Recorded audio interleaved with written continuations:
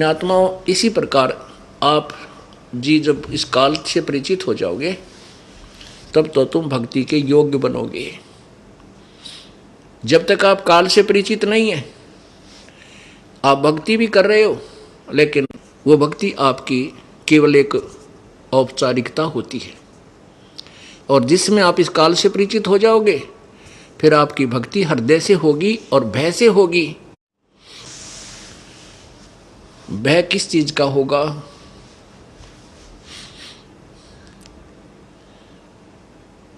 पहले हम आपको काल बताते हैं, काल कौन है, और भय बताएंगे किसका होगा।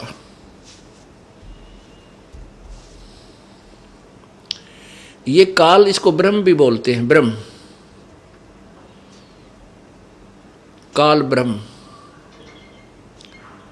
इसको ज्योति निरंजन भी कहते हैं, इसी को क्षर पुरुष भी कहते हैं। ये इसके उपमात्मक नाम है। ये ब्रह्म ज्योति निरंजन अर्थात ये क्षर पुरुष काल ब्रह्म ब्रह्मा विष्णु महेश जी के पूज्य पिताजी हैं, और दुर्गा इसकी पत्नी है, यानी ब्रह्मा विष्णु महेश की माता है। ये प्रकृति शेरों वाली माता। इस काल को, ज्योति निरंजन को एक श्राप लगा हुआ है, एक साप लगा है 1 लाख मानव शरीरधारी प्राणियों का के सूक्ष्म शरीर का नित आहार करने का।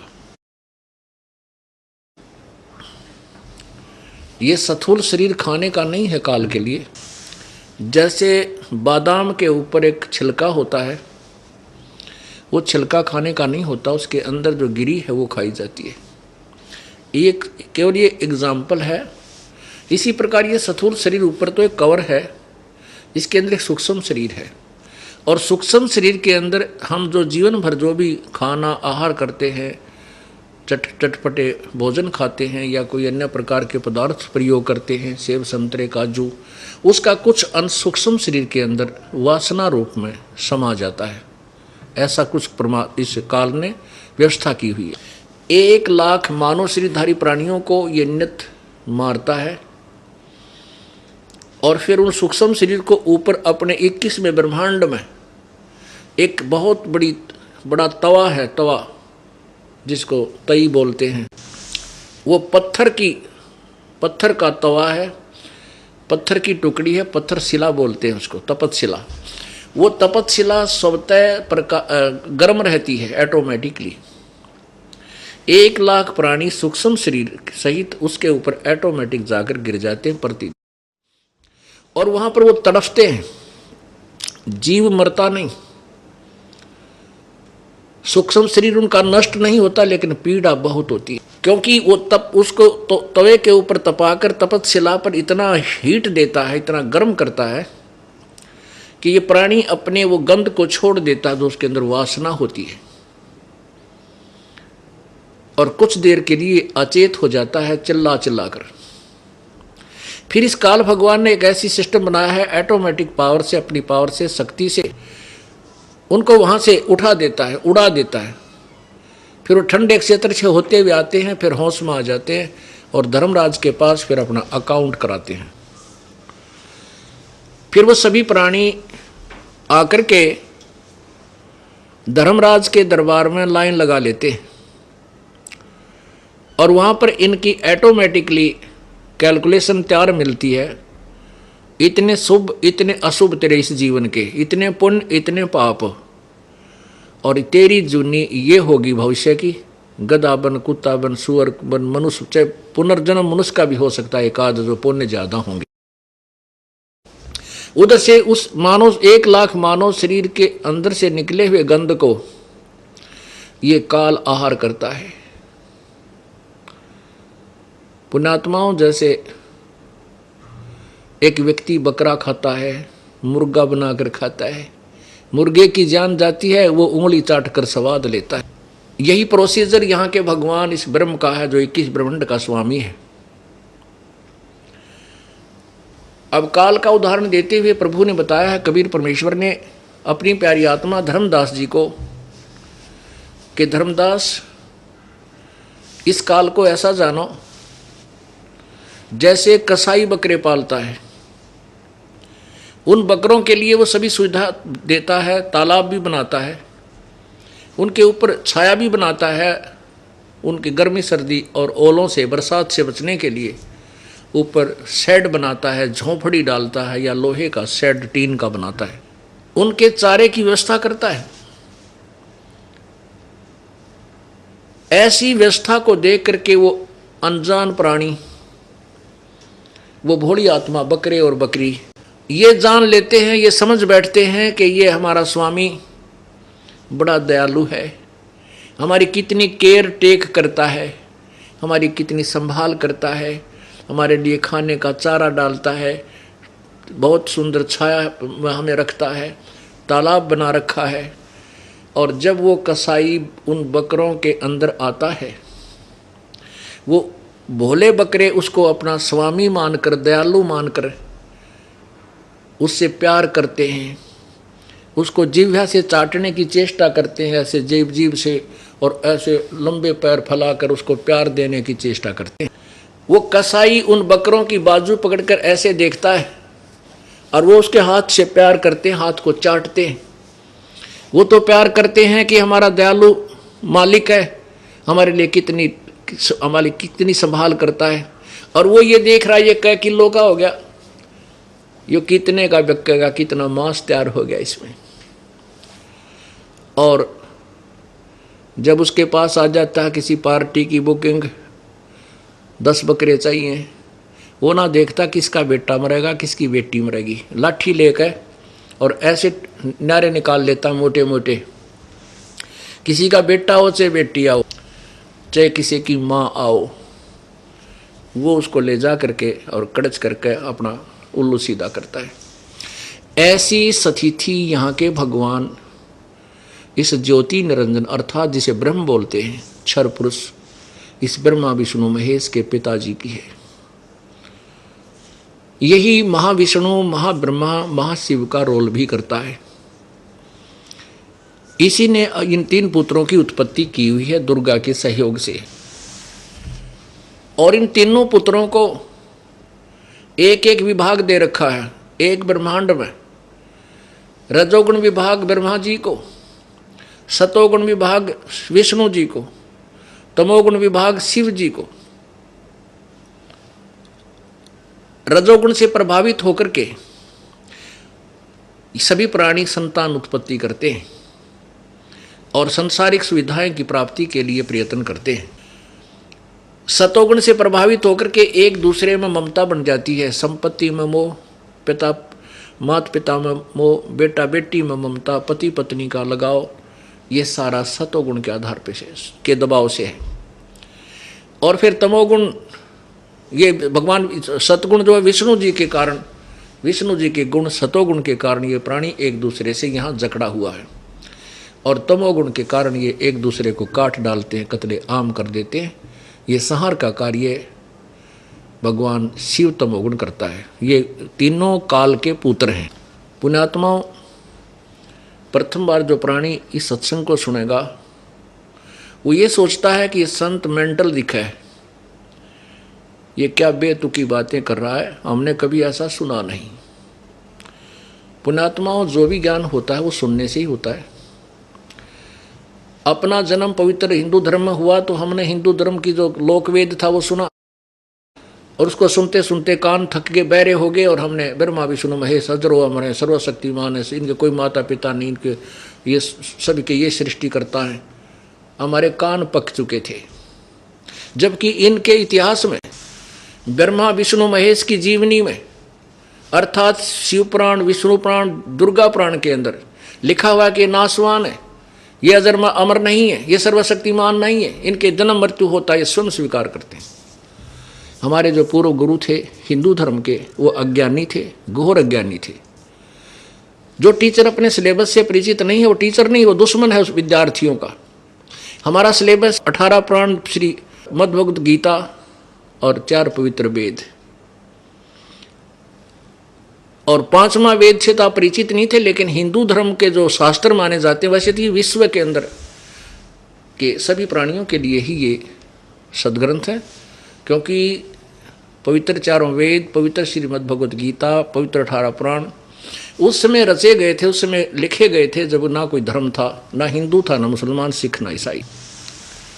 फिर भी वर्तमान में ये शास्त्र हिंदुओं के नाम किए हुए हैं। फिर भी हम मानते हैं चलो हिंदुओं के नाम जो शास्त्र हैं, हिंदुओं के गुरु परिचित नहीं थे इनमें क्या लिखा है, तो टीचर ठीक नहीं थे, उन्होंने हमें मिसगाइड कर दिया।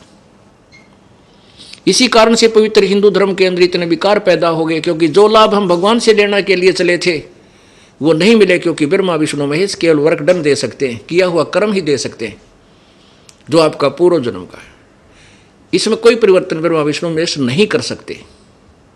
एक उदाहरण देता है दास कि जैसे एक भक्त ने प्रश्न किया कि क्यों नहीं कर सकते, जैसे ताम्रध्वज को, मोरध्वज के पुत्र ताम्रध्वज को भगवान श्री कृष्ण ने आरे से कटवा करके मृत्यु को प्राप्त होने के बाद जीवित कर दिया था, ये क्यों नहीं कर सकते? बहुत कुछ कर सकते। दास ने कहा सुनो, वही श्री कृष्ण जी जब उनके सगे भांजे अभिमन्यु की मृत्यु हो गई थी चक्रव्यूह में, भगवान श्री कृष्ण उसको जीवित नहीं कर सके। सुभद्रा रो रही थी, उनकी सगी बहन, श्री कृष्ण रो रहा था, पांचों पांडव टक्कर मार रहे थे क्योंकि उनका कुल विनाश हो रहा। वो क्यों ना जीवित किया श्री कृष्ण भगवान ने, विष्णु जी ने? भक्त मौन हो जाता है, कहता आप ही बताइए। हाँ हम बताएंगे, क्योंकि ताम्रध्वज के श्वास शेष थे, उसका जीवन शेष था, तो बीच में जाके उसने लीला की। तेरे इन भगवानों में इतनी पावर है कि ये इस मिट्टी को जोड़ तोड़ कर उस वैसा ही बना सकते हैं, लेकिन ये आयु नहीं बढ़ा सकते, ना ही कम कर सकते। अभिमन्यु की आयु शेष नहीं थी, उसका प्रारब्ध इतना ही था मनुष्य का, इसलिए श्री कृष्ण उर्फ विष्णु जी उनको जीवित नहीं कर सके। मासा घटे ना तिल बधे, विद ना लिखे जो लेख, सच्चा सतगुर मेट कर ऊपर मार एक। इसमें परिवर्तन केवल पूर्ण परमात्मा ही कर सकता है, वो कबीर भगवान है, कबीर प्रभु। अब हम अपने उसी प्रश्न पर आते हैं कि जैसे अनजान व्यक्ति ये सोचेंगे ये संत वैसे ही तुक्के मार रहा है, ऐसा कुछ नहीं, हमने कभी सुना नहीं। कोई भी ज्ञान है सुनने से होता है। अब आपने वो भी ज्ञान किसी से सुना, अनाड़ियों से, अज्ञानियों से, बगैर किसी आधार से वो गीत गाते रहे, बेतुकी कहानी सुनाते रहे, ब्रह्मा विष्णु महेश के कोई माता पिता नहीं है, और जो हमारे सदग्रंथों में मना किया वो साधनाएं हमारे से करवाते रहे, जिसका परिणाम ये हुआ कि पूरा हिंदू समाज बर्बाद हो गया। जो लाभ हम भगवान से लेने के लिए निकलते हैं, राजा भी जब थक जाता है तो भी परमात्मा की आस तकता हो, क्योंकि वो एक ऐसी परम शक्ति है जो जीव को एक्स्ट्रा ऑर्डिनरी लाभ दे सकता है। लेकिन वो परमात्मा कौन है, वो एक्स्ट्रा ऑर्डिनरी लाभ देता कैसे है, इसकी विधि का किसी को ज्ञान नहीं था। केवल एक परमात्मा कबीर जी के अतिरिक्त या उससे संपर्क में आए हुए 5-6 वो संत, उनके अतिरिक्त किसी को ज्ञान नहीं था। उन संतों की किसी ने सुनी नहीं, परमेश्वर की किसी ने सुनी नहीं, क्योंकि उस अज्ञान के अंदर इतने रंग चुके थे कि हम सुनना भी पसंद नहीं करते थे ब्रह्मा विष्णु महेश के विरुद्ध कोई भी बात। लेकिन वह विरुद्ध नहीं थी, वो सत्य थी। वही दास बता रहा है जो परमेश्वर ने 600 वर्ष पहले बताने की चेष्टा की थी, जो समाज ने स्वीकार नहीं किया, क्योंकि उस समय हमारा समाज मानव समाज है, शिक्षित था, और अब सब बच्चे शिक्षित हैं, बहन बेटी भाई बुजुर्ग छोटे बच्चे भी शिक्षित हैं, सदग्रंथ अपने पास हैं, आंखों देखकर हम स्वीकार कर रहे हैं।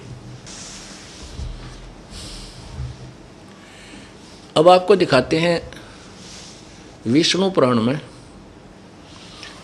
ये विष्णु कहो इसे, ये विष्णु जो है विष्णु पुराण के अंदर, ऐसे ही शिव पुराण के अंदर, ब्रह्मा पुराण के अंदर आप पढ़ोगे जब परिचित होगे, इसमें क्या है कि अधिक महिमा गाई है महाविष्णु की, उसको परब्रह्म भी कहा है इन्होंने अनजानों ने, और कुछ महिमा गाई है इस महाविष्णु अर्थात काल के पुत्र सतोगुण विष्णु की। तो दोनों का ही इसमें मिला जुला ज्ञान है। अब आपको विष्णु पुराण दिखाते हैं, जिसमें लेखक स्वयं स्वीकार करता है कि ये काल, विष्णु जो का परम रूप तो काल है, और प्रथम रूप इसका भगवान है, पुरुष जैसा है। पुण्यात्माओं, अपने सदग्रंथ ये वही हैं जो आज से लगभग 5000 वर्ष पहले लिखे गए थे। अब इनका हिंदी अनुवाद हो चुका है और हमारी प्रसिद्ध प्रेस गीता प्रेस गोरखपुर से प्रकाशित है, जिस प्रेस के ऊपर हिंदू धर्म को पूर्ण विश्वास है। उसके द्वारा प्रकाशित कोई भी बुक है उसमें कोई भी अग्रम मग्रम नहीं मानते। आप देखिएगा श्री विष्णु पुराण, ये श्री विष्णु पुराण श्री मुनीलाल गुप्त और प्रकाशक वही हैं, मुद्रक गीता प्रेस गोरखपुर गोविंद भवन कार्यालय। यहाँ देखिएगा इसके अध्याय नंबर 2 में और पृष्ठ नंबर 4 पे इसमें संस्कृत भी साथ है। ये 14-15 श्लोक हैं, ये देखना।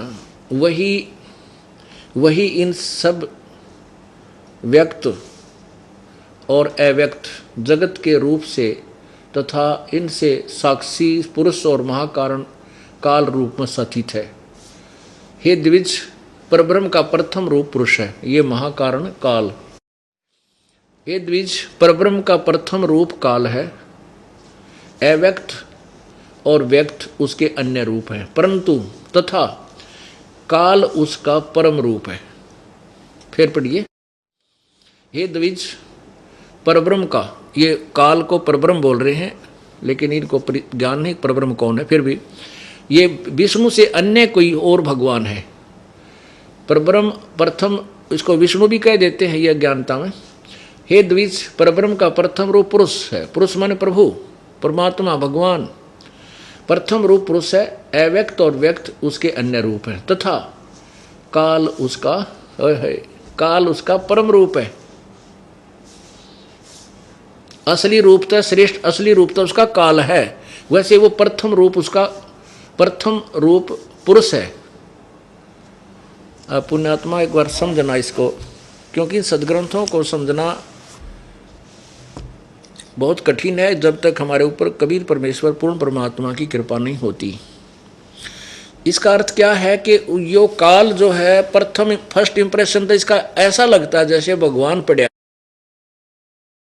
जैसे हम देखते हैं कितनी सुंदर पृथ्वी, कैसे सुंदर दिन रात बन रहे हैं, यहाँ पर कई झरने बह रहे हैं, गंगा जैसी एक पवित्र जल युक्त दरिया बह रही है, नीचे ज़मीन में मीठा पानी निकलता है, सुंदर सेब संतरे का जो किस्मस, सुंदर आहार, कणक, कितनी प्यारी ठंडी हवा चलती है।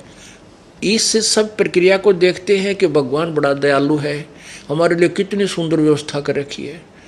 आप इसको याद रखना, उस कसाई वाले बकरों वाले उदाहरण को। और जब देखते हैं शाम को पता चलता है उस परिवार का एक्सीडेंट में 3 व्यक्ति मर गए, वहाँ देखते हैं एक्सीडेंट में 4 के 4 व्यक्ति, पूरा परिवार नष्ट हो गया, भूकंप आ गया, उस क्षेत्र के पूरे परिवार नष्ट हो गए, साइक्लोन आ गया, लाखों लोग मर गए। ये क्या है भाई? तो परमात्मा हमें ये विष्णु पुराण बता रहा है कि उसका फर्स्ट इंप्रेशन तो दिखाई भगवान कैसा है, पुरुष है, लेकिन परम रूप उसका काल है, वास्तविक रूप तो काल है उसका। अब आपके समझ में आया कि ये काल कौन है। ये इसको विष्णु भी कहते हैं, ये महाविष्णु भी कहते हैं, क्योंकि विष्णु पुराण में ये परब्रह्म तो इन्होंने गलती से लिखा है, क्योंकि ये सारे ऋषि अज्ञानी थे, इनको भी कोई ज्ञान नहीं था, लेकिन फिर भी इनकी जो तुक्का इन्होंने लगाया है पुराणों में, वो हिंदू समाज को मान्य था।